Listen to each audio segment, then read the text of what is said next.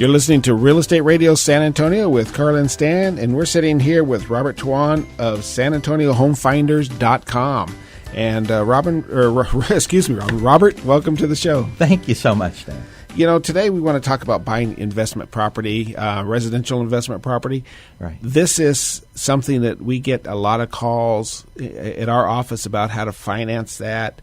We actually have a lot of people that ask us, what's involved in it, what should I purchase, and of course we have to send them to the expert. And I know you're an expert on that home finding on that investment property, but yes, you actually have a passion for people to succeed with that, and that's kind of what we wanted to talk about today with you. Is as you said, I'll have you explain it, but it's not just buying a piece of investment property, but it's a piece of investment property that will increase in value. Correct. And that's so important. So go ahead and let's talk a little bit about that. I want to talk about a lot of things here: neighborhoods, property taxes, schools, crimes, jobs.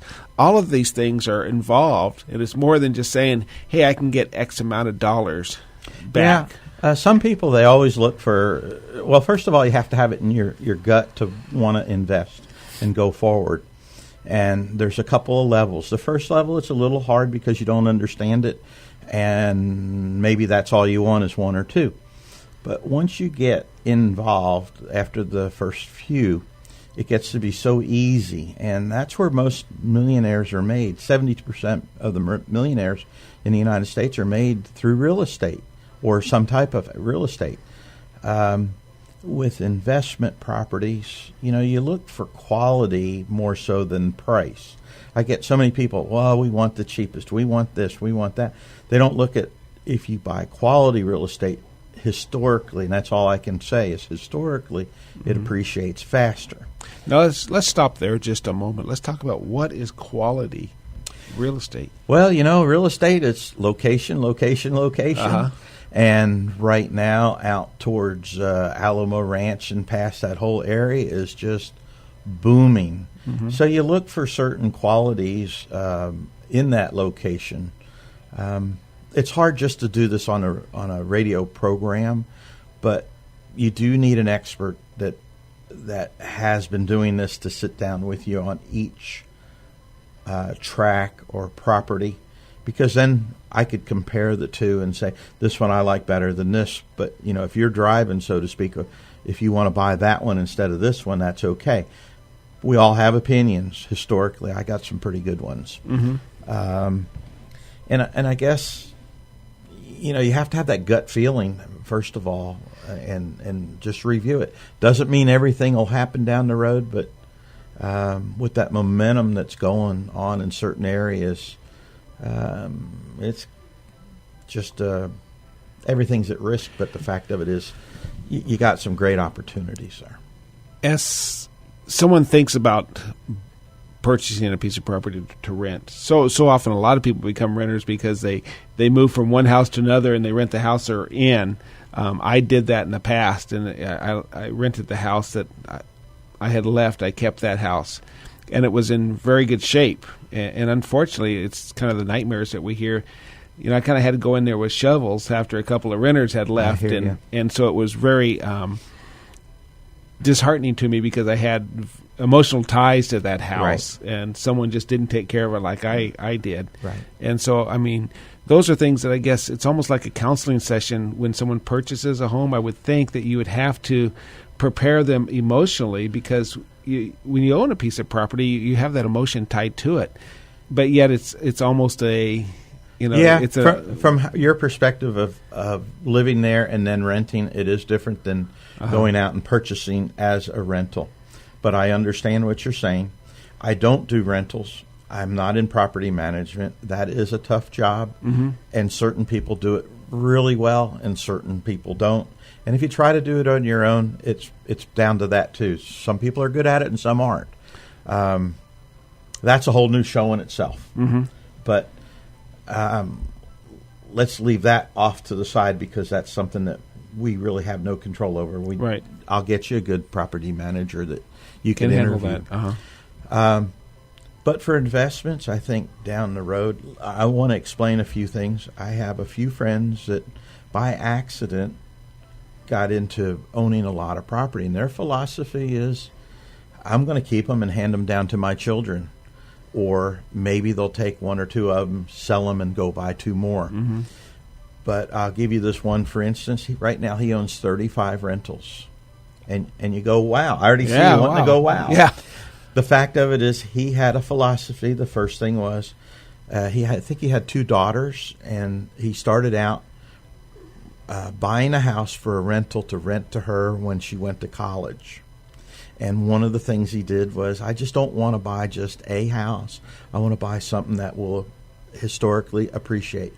So he went 12 miles away from the college and bought a property on the lake. He paid around $200,000 for it. Of course, she had roommates. They paid for the place for the 4 years she was there. He turned it into a full-fledged rental without her after she left. Today, that house is worth over $450,000, and it's bringing in a whole lot more rental money than before. But he collects a rental property a year. And that's pretty simple because it's certain incomes. And once you get going over the first 5 rental properties, man, it's pretty easy to buy one a year. So, you just got to get on a program that you feel comfortable with. I had a friend of mine years ago say that his goal was to buy one piece of property every 5 years. Wow. For 30 years. Mm-hmm. So he'd have 6 pieces of property. At the end of the 30 years, it would be paid off on a 30-year mortgage. And for the next 30 years, he would sell one piece of property every 5 years to supplement his retirement. And I kind of put being a finance person, I put pencil to paper on that. And I go, what a very easy philosophy that could be very successful. Yeah, you kind of get regimented. It's like a good habit or bad habit. Yeah, and there's a good habit. After you get going, it's right. Just let's go get another property. Yeah. Well, if you're just joining us, you're listening to Real Estate Radio San Antonio. We can be reached at realestateradiosa.com, and we're here with Robert Tawan, a 30-year expert on the real estate industry. Now, Robert, as we go, what about neighborhoods and property taxes? Are those things that are really that important when you look for an investment property, or is it? Kind of tell me what you look for when and we talked about a quality piece of property, right? But I kind of want to break that down a little more. What? Well, the first thing is, who's going to be your renter? Mm-hmm. I guess let's reverse engineer it. Who's moving into town that would want to rent from you close to their close to their workers, a good neighborhood that a lot of those people like to live in, because sometimes they're further away than from their office. But there seems to be a covey of quail, so to speak, that they like to live in that neighborhood. So we've got to identify that first. So you want to see what market that you want to, I hate to say chase, that's almost like a retail type. Identify and go after. You have companies such as Valero, and you have Rack Space, and we have a lot of nice-sized companies here that people are moving to come to. Mm-hmm. And you look for what areas of town they like to live in, and a portion of those will be renters, and that would be a nice target to strive for. We have the military, Randolph and Lackland, and there's a lot of officers on higher end homes that would prefer to rent, and that would be a nice target for it. Now we've got also that Eagle Ford Shell that we talk about for the next 20 years plus. Absolutely. So, you look at the neighborhoods that they kind of like to drift towards and reverse engineer it and go for that market. Now, as I read the news and talk to other realtors and people in the industry. You talk to other realtors? Yeah. I mean, occasionally. You put a knife in my heart. But as we see them come through, the Eagle Ford Shell it's booming out there. It is. And the prices are going up. How do you feel about that area out there? I mean, a lot of them are buying the homes, but I see some almost inflated prices out there at this point. Do you? I don't know about. You feel it's inflated. Let me explain to you a few things.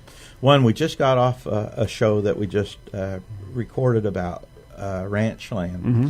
One of the things that always drives ranch land is oil, and that's why again the price of farms and ranches are going up.